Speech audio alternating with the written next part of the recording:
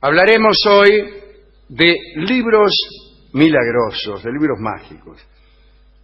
Deberíamos empezar quizá por los libros sagrados, ¿no? Hay, para los musulmanes, el Alcorán, Al-Kitab, no es una mera obra de Dios, como lo es el hombre o el universo, sino uno de los atributos de Dios, como su eternidad o su ira. En el capítulo 13 se lee que el texto original está depositado en el cielo. Los árabes recibieron el don de modelar en el verbo lo que otros modelan en la piedra, el metal o el mármol. La arena no les permitía edificar sobre ella palacios o catedrales, y por otra parte Mahoma aborrecía a los pintores y escultores. De ese desagrado resultó el progreso de los adornos geométricos, de los arabescos y de la caligrafía. La decoración preferida de las habitaciones acostumbra ser una muestra de escritura selecta. O sea, no hay cuadros en las habitaciones. Si bien el Corán no se pronuncia al respecto, la ley veda cualquier tipo de música. Jamás se la usa en el culto en la mezquita y los virtuosos presumen de evitarla. Queda claro entonces que la poesía hacía las veces de todas las artes entre los árabes, ¿no? El poeta, el shair, era sacerdote, curandero, árbitro, sabio, jefe. El poeta era omnipotente y podía matar por medio de la palabra, podía con sus versos traer alegría o tristeza, podía desencadenar la cólera, la venganza o la guerra. Todos los jefes de tribu debían poseer la elocuencia, y así Said, Amir, Kail, que son palabras que significan jefe, significan también el que habla. En un libro escrito por la divinidad, nada puede ser casual. Ni en el Corán, ni tampoco en la Biblia, que también es un libro sagrado. Los cabalistas razonaron que la virtud de ese orden provenía de las letras de las palabras, hicieron una complicada ciencia al respecto. Otros pensaban que los números eran instrumento de la creación, eso ya lo pensó Pitágoras, pero que las letras lo sean fue el aporte de la Cábala. Sin embargo, yo pasaría por alto, porque ya hemos hablado mucho del Corán y de la Biblia, como libros mágicos, y empezaría por el libro que encontró Nicolas Flamel allá por el siglo XIV. Él dio cuenta de un libro que, según parece, había sido editado en el infierno. Lo había comprado Flamel por 2 guineas. Era dorado, muy viejo, las hojas no eran de papel ni de pergamino, sino de corteza de árboles jóvenes, estaba encuadernado en cobre y la tapa estaba cubierta de signos indescifrables. Se componía de 3 fascículos de 7 hojas cada uno. La 7ª hoja de cada fascículo aparecía en blanco. El resto de ellas mostraba bellas ilustraciones y los textos estaban grabados con caracteres latinos. En la portada se leía con grandes letras. Ah, la tiene ahí. Y lo tengo acá. El judío Abraham, príncipe, sacerdote, levita, astrólogo y filósofo, al pueblo judío que fue dispersado por toda la Galia por la ira de Dios, saludo y bendición. El resto de la página aparecía lleno de horribles maldiciones para quien osara leer el libro. ¡Ay, que lea este libro, chao! Esta truculencia es sospechosa. Cuesta imaginar un libro creado para no ser leído nunca, aunque yo conozco algunos.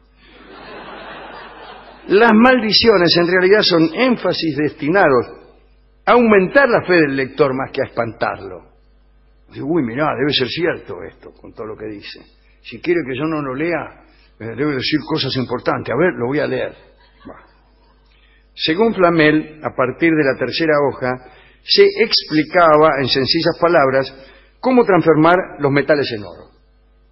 Al parecer, esta revelación tenía por objeto ayudar al pueblo cautivo a pagar sus impuestos. Durante 21 años, el alquimista realizó miles de experimentos. Lo ayudaba, en ellos y en otros, una joven señora llamada Perenelle. El 25 de abril de 1382, a las 5 de la tarde, Nicolas Flamel transformó una cantidad de mercurio en casi la misma cantidad de oro. La explicación que dejó de aquel hecho es perfectamente inútil y figura en otro libro, un libro convencional que escribió el propio Flamel y que se llama Libro de las Figuras Jeroglíficas. Ahora, el verdadero prodigio que operó ese viejo libro infernal es este. La maldición se cumplió y Flamel murió misteriosamente mientras buscaba la receta del arcano que prolonga la vida, o sea, el elixir de la eterna juventud. Algunos aseguran, sin embargo, que Flamel no murió, que sigue vivo. Por ejemplo, el conde de Saint-Germain decía que en el siglo XVIII era cosa común verlo caminar por París a Flamel. Cierto es que el conde de Saint-Germain es otro que bien bailaba, después de muerto, ¿no? Sus adeptos todavía hoy garantizan que se haya vivito y coleando, por así decirlo. Sí. Otro libro famoso es el libro escrito por Thoth, con el que disfrutan muchísimo los esoteristas. Thoth era el dios egipcio con cabeza de ibis. Este libro sería tan viejo como la humanidad misma, y en sus páginas parece que estaba aquella cosa de la que se deriva el conocimiento de todas las demás. En la India podríamos hablar de los Vedas. Los Vedas ejercían una enorme influencia. Se les asignaba origen sobrehumano. Es un corpus 6 veces más extenso que la Biblia y se articula en 4 compilaciones. El Rig Veda, o Veda de los versos recitados. El Sama Veda, o Veda de los cantos. El Yajur Veda, o Veda de los sacrificios. Y el Atharva Veda, o Veda del sacerdote del fuego. La memorización de los Vedas era considerada como un signo de piedad.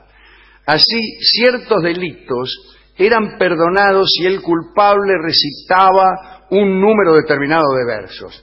Bueno, este número variaba según las faltas cometidas, ¿no? Había una lista que contemplaba minuciosamente cada caso. Afano, 100 recitados. Secuestro, 120. Quiebra fraudulenta, 150. Y todo por el estilo.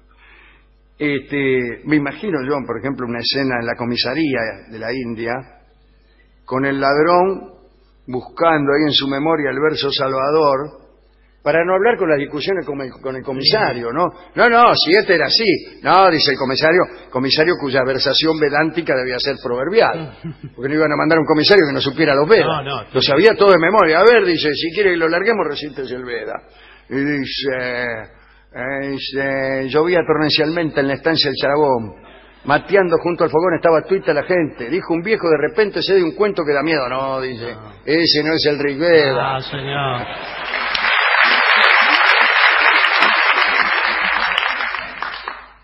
Sobre el poder de un buen recitado, recuerdo también los mantras, aquellas oraciones cuya repetición permitía realizar toda clase de milagros. La repetición operaba primero sobre vos, disciplinándote, tranquilizándote, no sé qué. Pero después sobre el universo. Mira, 500.000 repeticiones, son muchas, ¿no? Pero te permitían resucitar a un muerto. 2 millones de repeticiones conferían poder sobre todo el universo. O sea que el que no es dueño del universo solo por falta de paciencia. Claro, sí. Porque vio cómo es uno, ¿no? Llovía torrencialmente en la estancia del Charabón y ya se aburrió. Sí, bueno, pero le falta muchísimo. Sí, claro. Hace algunos siglos en Alejandría, otro libro. Unos muchachones llamados confabulatori contaban historias en las esquinas. Con el tiempo algunas de esas historias se hicieron clásicas. Es decir, a la gente le empezaron a gustar antes de que se las contara. Alguien pensó en compilar esas historias que finalmente llegaron a Europa, modificadas por los traductores y asoladas por correcciones inoportunas también. Ahora las conocemos como las 1001 noches o el libro de las 1000 noches y una noche. Y el último libro del que hablaré es el legendario libro del olvido. Como ustedes sabrán, avanzar en su lectura es ir limpiando la mente de recuerdos. La leyenda asegura que el libro tiene un texto cualquiera. Tal vez no es sino un ejemplar de Los Miserables. Pero ese ejemplar, y solo ese, es en verdad el libro del olvido, y el lector no lo sabe. Y mientras conoce las desventuras de Jean Valjean, se interna en el brumoso país de la desmemoria. Sin embargo, no se sabe de nadie que haya completado su lectura. Bueno, desde luego, quienes lo hicieron lo olvidaron. Esta misma circunstancia impide la localización del libro, cuya apariencia, estado y ubicación también han sido olvidados. Algunos dicen que hay más de un libro del olvido y que son muchos los ejemplares mágicos que anulan los recuerdos. Hay también quienes leen para olvidar una pena y recorren bibliotecas enteras con la esperanza de hallar en ellas el libro del olvido. Y finalmente están los que se preguntan si todos los libros no serán el libro del olvido, si no es cierto que toda memoria está destinada a borrarse, que toda pena desaparecerá del peor modo, que somos un relámpago en la noche eterna. Canta Charlo esta noche, Olvido.